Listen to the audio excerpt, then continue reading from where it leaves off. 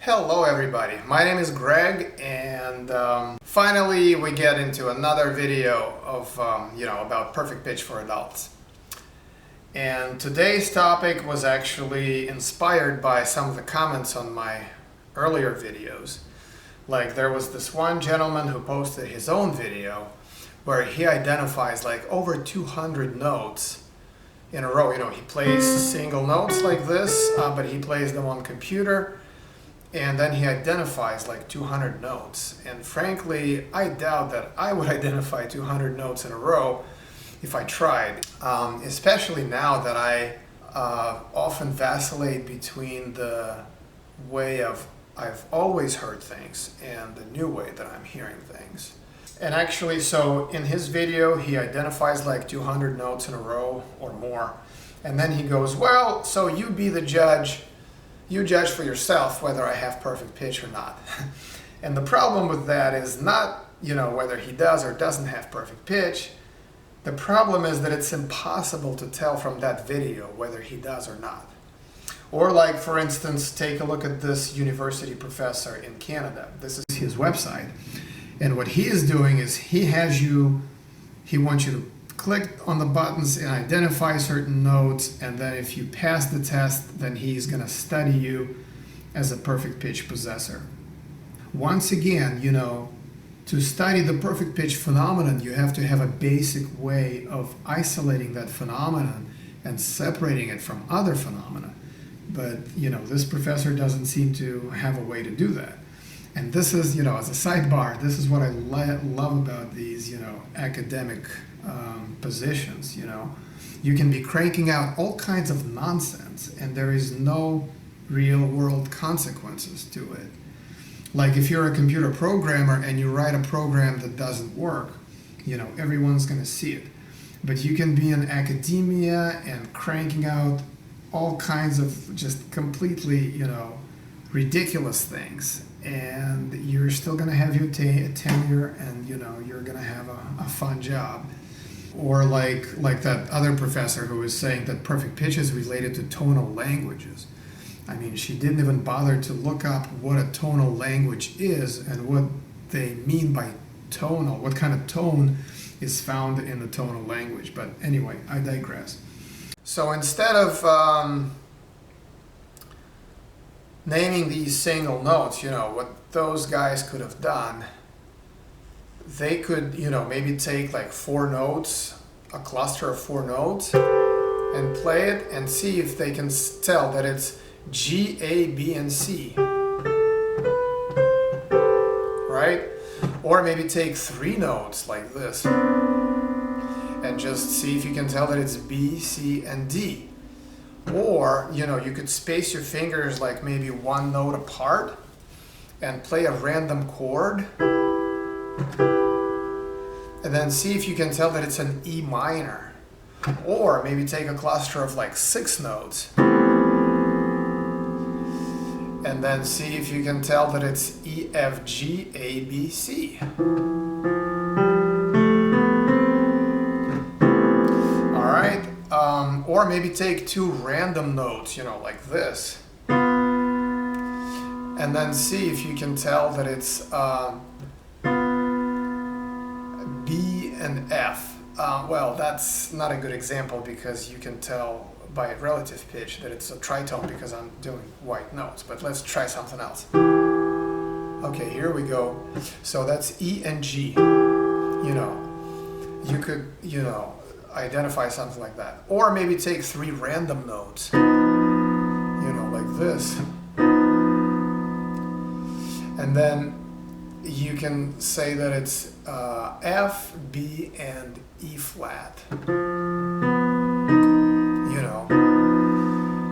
So these are relatively simple because I'm mostly confining myself to white notes and I'm playing like adjacent notes or I'm playing simple major chords. But, they allow you to focus a lot better on the perfect pitch phenomenon itself rather than keep guessing whether we're dealing with perfect pitch or relative pitch. So now that we have a way of at least somehow separating, the perfect pitch phenomenon and studying it, let's get back to our question. Is perfect pitch binary?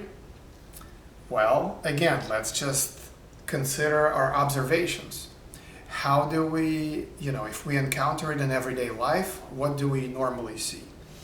Well, we see a person who will be uncomfortable, for instance, if something sounds like in between the pitches, relative to concert pitch. If you tune this piano, if you set this piano tuned to a different, non-standard pitch, and you ask a perfect pitch individual to sight read a musical score, they're going to have a real hard time doing it because they're going to be hearing things in one key, but they're having to read and perceive, and figure out the notes in a different key. So to them, it would require an additional skill of like transposing things on the fly, or kind of getting, abstracting yourself away from the key of the piece. And so if you ask such a person, well, how did you learn it? They will usually say that, I've always heard things this way. I don't remember things being, different. And so we are kind of constrained to conclude that perfect pitch is binary, meaning that it's either there or it's not. And normally you have to be born with it. You have to have it from birth. So that's what we conclude initially when we look at this phenomenon. But that's not the whole story. There are also people, there is a narrow class of people who claim to have acquired perfect pitch later in life. I myself have been able to locate 2 more or less documented cases where a person, both of those, they were in their teens, and as soon as they found out about perfect pitch, as soon as the perfect pitch phenomenon was pointed out to them, they just went and practiced maybe 2 to 3 weeks, and they were able to go from apparently 0 perfect pitch to 100%, and they started exhibiting the same behaviors as those born with perfect pitch. And one such person, his name is Anthony Walter. He has a YouTube video where he identifies I think chords of up to 4 notes, where every note is played by a different instrument, where every note has a different timbre, and he identifies 4-note chords like that, so you can look that up. What do we make of these cases? Well, to me, because they went from 0 to 100% in 2 to 3 weeks, what that tells me, that strongly points to the fact that they had the faculty of perfect pitch already mature and basically, built into their brain, and somehow they got sidetracked and they never really learned to use it. But the ability was there, and once it was pointed out to them, they were able to learn it, very quickly. So that still appears to be pretty much binary. It's like you already had it, you were maybe 98% of the way there, and then you just basically realize that ability. Okay, and there is a school of thought that if you don't understand what something is, how can you develop it? That's a statement regarding perfect pitch.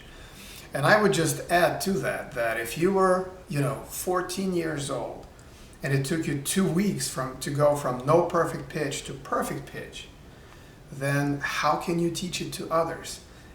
You have no idea how you got from 0 to 95%. You only know how you got from 95 to 100%. So basically, one exception, or quasi-exception, I would say, to perfect pitch is that sometimes if you're in your teens, sometimes you can acquire it later in life, but that still appears to be binary just because of the sheer speed that it happens. And then there is another class of people, and that's people who go on the musical diet. And after a few months of doing so, they begin to exhibit levels of perfect pitch. Just like, myself, I can demonstrate certain things that are definitely in the realm of perfect pitch, not relative pitch. As I pointed out before, squeezing, perfect pitch is like squeezing a note. And to do that, you have to kind of like contract a certain muscle. So let's just say that we all have this built-in perfect pitch muscle. And let's say that we need to develop it. Well, let's say you get a fitness super course, which tells you, okay, you have this deep core muscle, and if you want to develop it, just do certain core exercises. You're going to exercise your entire core, but this target muscle will grow with it. And then ultimately you'll be able to isolate that muscle and kind of, fully develop it. Well, unfortunately, that doesn't seem to be the case. And the reason is, at least, from my experience, is that this perfect pitch muscle is not really mapped to your brain in any meaningful way. So no matter how many core exercises you will do, you're going to strengthen your core, you're going to strengthen your relative pitch and everything else you know how to do. But you're not going to acquire perfect pitch by doing that, simply because that muscle will never be engaged in the way that it needs to be engaged, because it's not mapped to your brain. So what going on a musical diet really does is it enables you to map that perfect pitch muscle to your brain. And once you've done that, then you can start to grow that muscle. Then you can start working on it. There's a school of thought that if you play a note, and let's say you say that it's a C sharp, but it's actually an E flat. All you gotta do is just listen to the C sharp, and then listen to the E flat again, and then tell the difference. And that's how you can learn perfect pitch. Well, if that were the case, then everyone would be acquiring perfect pitch spontaneously, because that's how we learn everything in life. We perceive, a difference, and we focus on the difference. And then we basically learn to draw distinctions based on the differences we perceive. So if it were as simple as that, everybody would do it. You wouldn't need a course for it. That's how you already learn everything else in life. So you would be just acquiring, people would be acquiring perfect pitch left and right all over the place.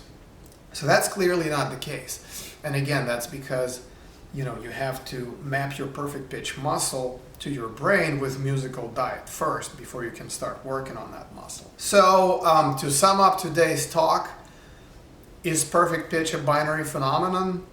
Predominantly yes, but with two important exceptions. Number one is there's a narrow class of people who get sidetracked somewhere in their musical training, which is heavily RP oriented or whatever. But there's this class of people who have, pretty much full-blown perfect pitch, but they just never learned how to use it. And so all it takes for them is to learn how to use an already, mature ability that they have. And the second class of people are those that go on the musical diet, who are able to map their perfect pitch muscle to their brain.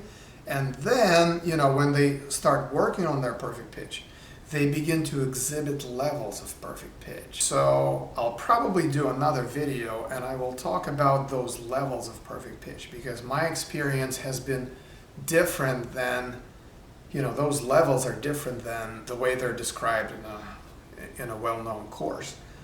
So that's all for now. If you like this video, please share it, like and subscribe, and I'll see you all later. Bye.